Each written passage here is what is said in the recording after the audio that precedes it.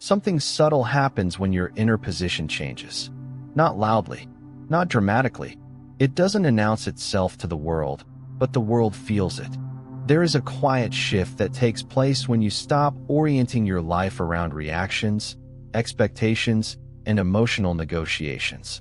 When you no longer wait to be chosen, approved, reassured. When your sense of self stops leaning outward and finally settles inward. And this is where everything begins to change. You may not even notice it at first. You still speak the same way. You still walk into rooms the same way. But internally, something has rearranged itself. You are no longer asking, "Am I enough?" You are asking, "Is this aligned with me?" As Carl Jung said, until you make the unconscious conscious, it will direct your life, and you will call it fate. What shifts here is exactly that, the unconscious posture from which you relate to love, attention, and closeness.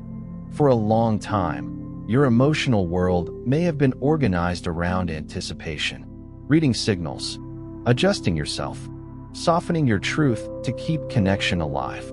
You didn't do this because you were weak. You did it because you were sensitive, intuitive, open. But sensitivity without a stable center becomes self-erasure.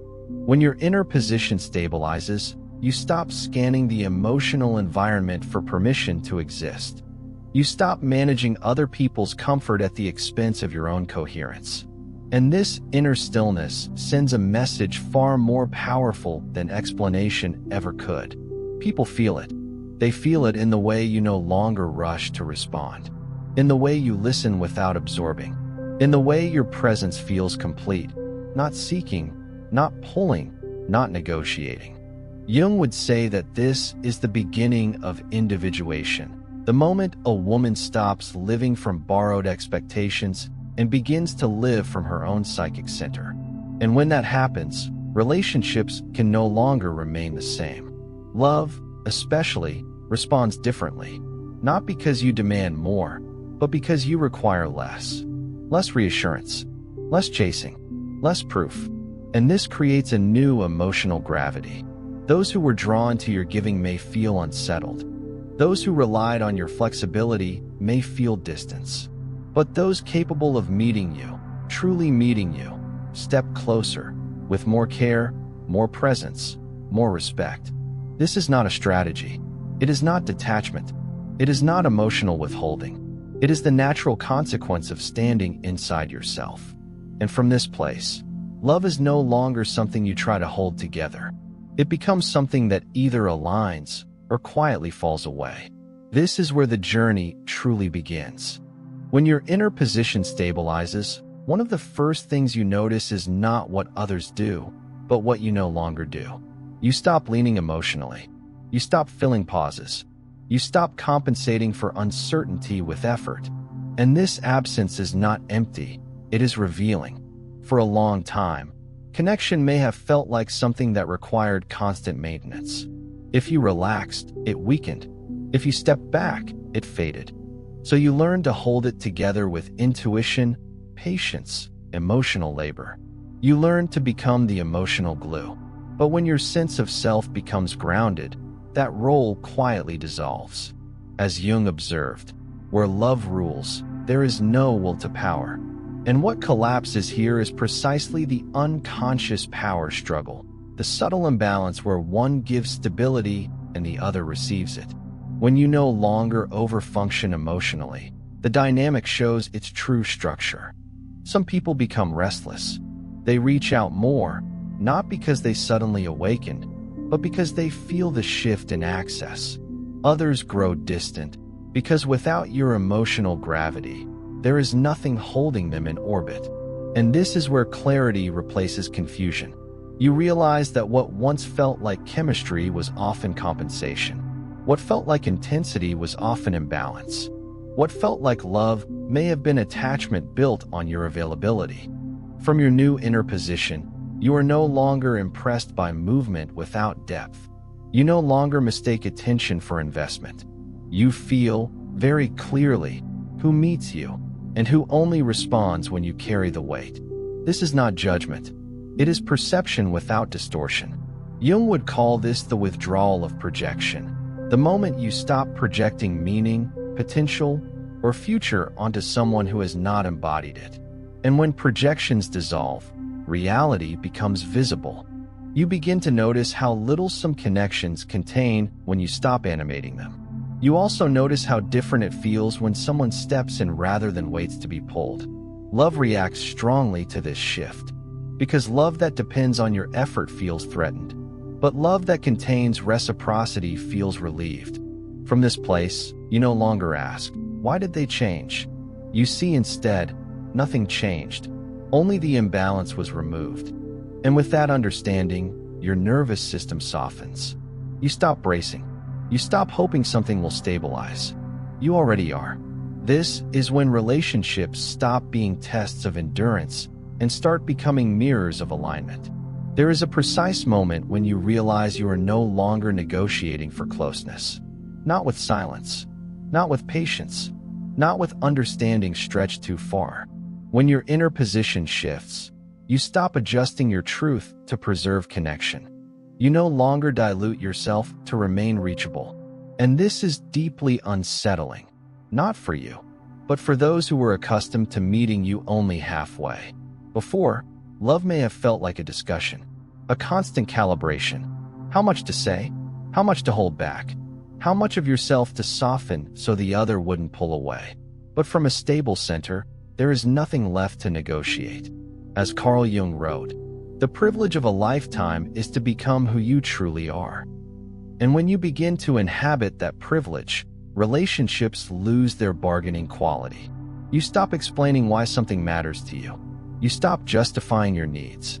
You stop translating your inner world into smaller, safer language. Not because you are distant, but because you are whole. This wholeness changes the emotional tone immediately. People feel when access to you is no longer earned through ambiguity or minimal effort. They sense that closeness now requires presence, not persuasion. Some try to pull you back into the old dynamic. They test your availability. They offer partial engagement, waiting for you to fill in the rest. But you don't. And this is the turning point. You see how often love once depended on your willingness to bend. How connection survived because you absorbed uncertainty, discomfort, inconsistency. And now, standing firmly inside yourself, you see something unmistakable. Without self-abandonment, certain bonds cannot survive. This is not loss. It is revelation. Jung would say that this is the ego relinquishing its illusions. The illusion that love must be earned through effort, that harmony requires self-sacrifice, that endurance equals depth. From your new position, you no longer confuse intensity with intimacy. You recognize that true connection does not require negotiation. It requires mutual grounding. And here, something profound happens. You become emotionally unavailable to dynamics that once felt familiar. Not because you hardened, but because your inner alignment no longer resonates with instability. Love begins to approach you differently, more slowly, more consciously, with more care. Because when you stop negotiating your worth, love has no choice but to meet you or step aside. And you are finally at peace with either outcome. When your inner position settles, people don't respond to your words. They respond to your posture. Not posture of the body, but posture of being. You no longer lean forward emotionally, and this creates a subtle tension in the space between you and others. A pause, a recalibration, because the unspoken question changes. Before it was, how do I keep this? Now it becomes, do I belong here? And this question is felt immediately. Those who were used to your emotional availability sense the shift first. They notice you are no longer rushing to close gaps, no longer rescuing conversations from silence, no longer smoothing over discomfort. You are present, but not pursuing. This is deeply disorienting for people who built closeness on your effort. As Jung noted, people will do anything, no matter how absurd, to avoid facing their own soul. When you stop chasing, others are forced into contact with themselves. Their intentions, their depth, their limits. Some respond with growth. They step forward. They become clearer. more consistent, more intentional. They feel the weight of your presence and rise to meet it. Others respond with withdrawal. They become vague, inconsistent, suddenly busy, not because you did something wrong, but because the dynamic no longer carries them. And here is where your stability protects you. Before, this change might have triggered self-doubt. You might have wondered what you did, what you said, what you should fix. But now, from your grounded center, you recognize the truth. Alignment doesn't require persuasion. You are no longer confused by mixed signals because you no longer interpret them generously. You see behavior as information, not a puzzle to solve. Love reacts strongly to this clarity. Because when a woman stops chasing emotional reassurance, she becomes a reference point. Her presence sets the tone. Others must either attune or disengage. Jung would describe this as the moment the psyche reclaims its authority. You are no longer organized around response. You are organized around truth. And from this place, relationships simplify. You stop trying to be unforgettable. You stop proving your depth. You stop performing emotional availability. You let people show you who they are in your presence. And something almost paradoxical occurs. The less you pursue connection, the more authentic connection finds you. Because love, when it is real, recognizes stability. And when it is not, it fades quietly, without drama, without confusion. You remain centered, unmoved, clear. This is not detachment. This is self-possession, and it changes everything that comes next. One of the most misunderstood effects of an inner shift is this. Love begins to feel quieter, not weaker, not less passionate, but calmer. When your sense of self stabilizes, emotional intensity no longer comes from uncertainty. There is less guessing, less emotional turbulence, less dramatic contrast between closeness and distance. And for those who were conditioned to associate love with emotional highs and lows, this calm can feel unfamiliar, even suspicious. But calm is not the absence of depth. It is the absence of inner conflict. As Carl Jung said, the greatest and most important problems of life are all fundamentally insoluble. They can only be outgrown. What you outgrow here is the need for love to be proven through tension. Before, emotional charge may have been created by unpredictability, waiting, hoping, interpreting. Your nervous system was constantly activated, mistaking arousal for connection. But from your new inner position, love no longer needs to disturb your peace to feel real. This is where emotional maturity reveals itself. You no longer bond through anxiety. You bond through presence. You no longer confuse longing with meaning. And love responds. People who can offer stability feel more relaxed around you. They don't need to perform or impress. They can simply be. Conversations deepen naturally. Time together feels expansive, not urgent. But those who relied on emotional tension feel unsettled. They may say things like, "You've changed," or "You seem distant." What they are sensing is not distance.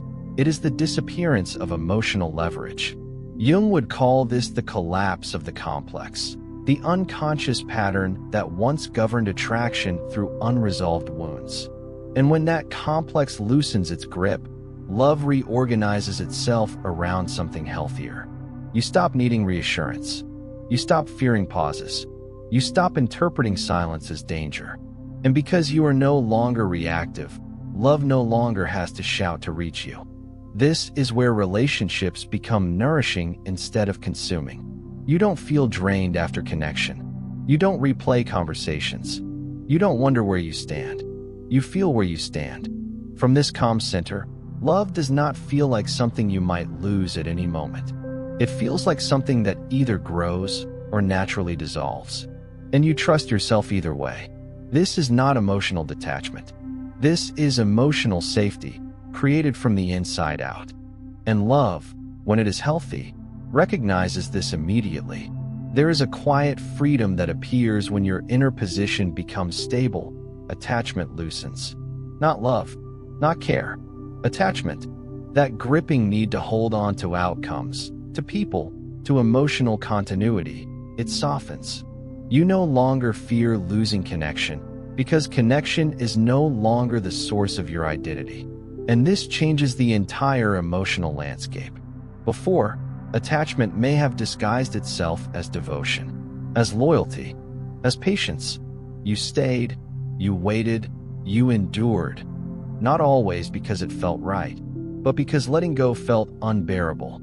Love felt intertwined with fear. But from a grounded center, fear no longer organizes your choices.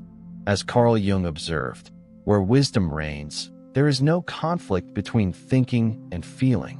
What dissolves here is the inner split, the one that made you feel something was wrong, yet stay anyway. Now, you can feel attachment arise without obeying it. You can miss someone without chasing them. You can care without clinging. And this is deeply transformative. Love responds to this freedom almost immediately. People feel when you are no longer holding on unconsciously. They sense that you are choosing, not depending. Some are drawn closer by this sovereignty. They feel safer, less burdened, more respected. Because love offered freely, not desperately, carries dignity. Others feel threatened because attachment once gave them leverage. Your fear of loss made the bond asymmetrical. But now, without that fear, the emotional balance restores itself, or collapses, and you let it. Jung would describe this as the ego releasing its attachment to external objects as sources of wholeness. You stop asking relationships to complete you, stabilize you, define you. You are already complete. This doesn't make you distant. It makes you selective. It makes your yes meaningful, and your no peaceful. You no longer stay because you are afraid of emptiness. You leave, or remain, because it aligns with who you are. And here, love becomes lighter. There is laughter without tension, silence without anxiety, closeness without obligation. You don't grasp moments anymore. You experience them. And perhaps for the first time, you realize love was never meant to feel like survival. It was meant to feel like choice. From this place, you are no longer pulled by attachment. You are guided by truth. And that changes not only how you love, but how love finds you. When your inner position is stable, you no longer signal your value. You embody it. And this is where something subtle, almost invisible, begins to reshape how others relate to you. Your presence carries information before you say a word. It communicates that you are not waiting to be defined, chosen, or confirmed. People feel this immediately.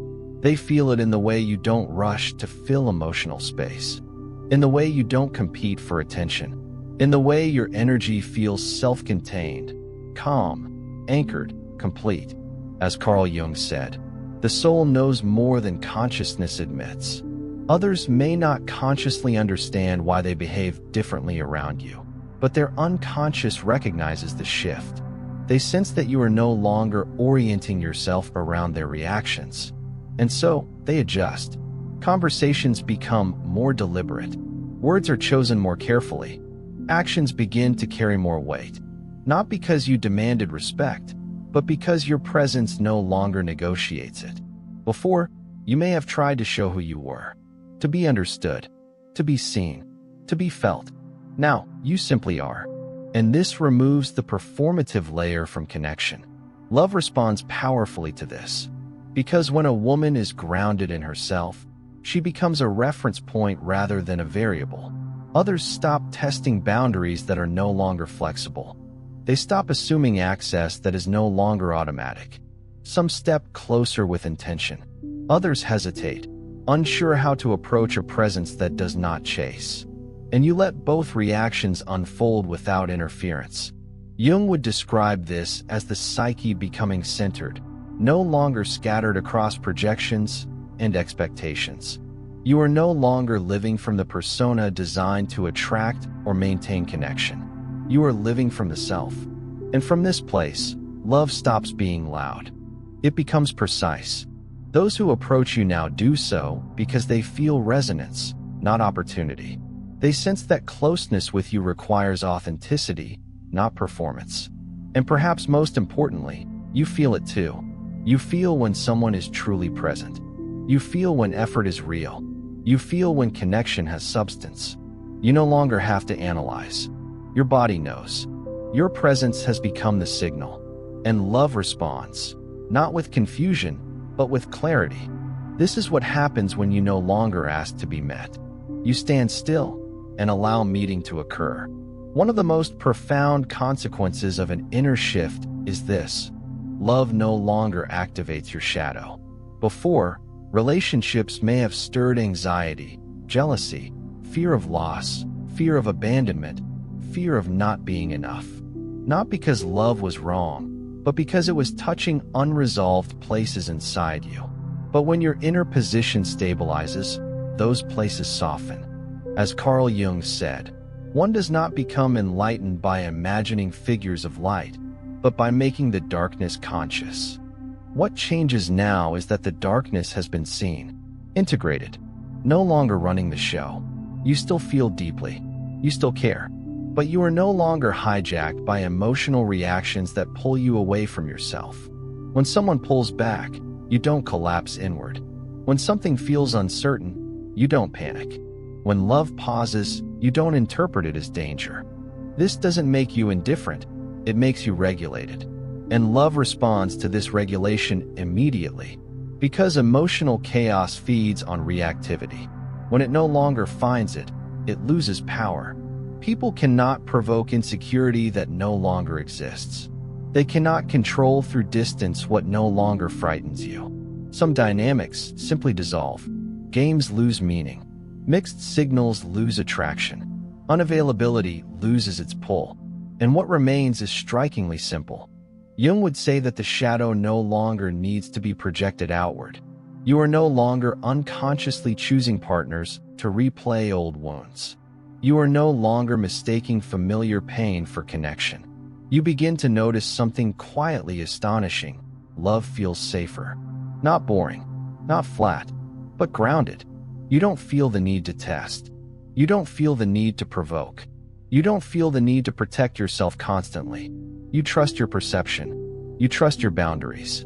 You trust that if something doesn't align, you will respond, not collapse. And from this place, love no longer feels like something that could undo you. It feels like something that can meet you. This is where attraction changes its quality. It becomes cleaner, more conscious, less compulsive. And you realize, when the shadow is integrated, love no longer wounds, it reveals. And what it reveals now is not fear, but strength. There comes a quiet clarity when you realize you are no longer moving toward love out of hunger. You are not reaching. You are not waiting. You are not hoping someone will finally see you. You are standing. And from this place, love reveals its true nature. Before, you may have mistaken pursuit for passion. You may have believed that effort proved depth, that longing proved connection, that persistence proved devotion. But what you were often responding to was absence, not love. Now, absence no longer pulls you forward. As Carl Jung said, what you resist not only persists, but grows in size. What you have stopped resisting is solitude, silence, and emotional independence. And because of that, they no longer frighten you. You don't chase messages. You don't chase reassurance. You don't chase potential. You allow reality to approach you. And this is where love must make a decision. When you stop moving toward it unconsciously, love either steps forward consciously or dissolves. There is no ambiguity left to hide in. No emotional fog. No unspoken contracts. Some connections fall away quietly. Not with conflict. Not with pain. But with clarity. Others deepen. Because when someone truly wants to be with you, your stillness does not push them away. It draws them closer. They feel the solidity of your presence. They sense that connection with you is not guaranteed, but meaningful. Jung would describe this as the moment projection ends and encounter begins. You are no longer relating to an image, a fantasy, or a future version of someone. You are relating to who stands in front of you now. And love, in its mature form, thrives here. There is mutual movement, mutual effort, mutual grounding. You no longer carry the relationship on your nervous system. You don't feel responsible for keeping it alive. You trust that what is real will show up without coercion. And perhaps the most profound realization arrives quietly. You were never meant to chase love. You were meant to become someone love could meet. From this place, attraction becomes honest, choice becomes clean, and love becomes something that walks toward you, not something you run after. And now, only one part remains. What emerges at the end of this shift is not a new version of love. It is a new position within yourself. You arrive at a place where you no longer ask what love will give you, take from you, or do to you. You ask something far simpler and far more powerful. Does this meet me where I stand? And where you stand now is different. You are no longer organized around lack. You are no longer oriented toward pursuit. You are no longer shaped by fear of losing connection. You have become the center you were once searching for. As Carl Jung said, "Who looks outside dreams, who looks inside awakens." This awakening is not dramatic. It does not announce itself, but it changes the tone of your entire life. You no longer enter relationships hoping to be chosen. You enter them whole. You no longer fear endings. You trust alignment. You no longer cling to intensity. You recognize depth. Love, from this place, stops feeling like a test. It stops feeling like something that could undo you. It becomes a dialogue between two grounded beings. Some will not be able to meet you here, and that no longer wounds you. Some will step forward with clarity, presence, and maturity, and you will recognize them instantly, not by words, but by how your body remains calm in their presence. This is the quiet authority of a woman who knows herself. She does not chase. She does not perform. She does not persuade. She allows. And what aligns stays. What does not, leaves. Not as a loss, but as a natural consequence of truth. This is not the end of the journey. It is the beginning of a life where love no longer destabilizes you, because you are finally anchored within yourself. And from that anchor, everything that is real can finally find you.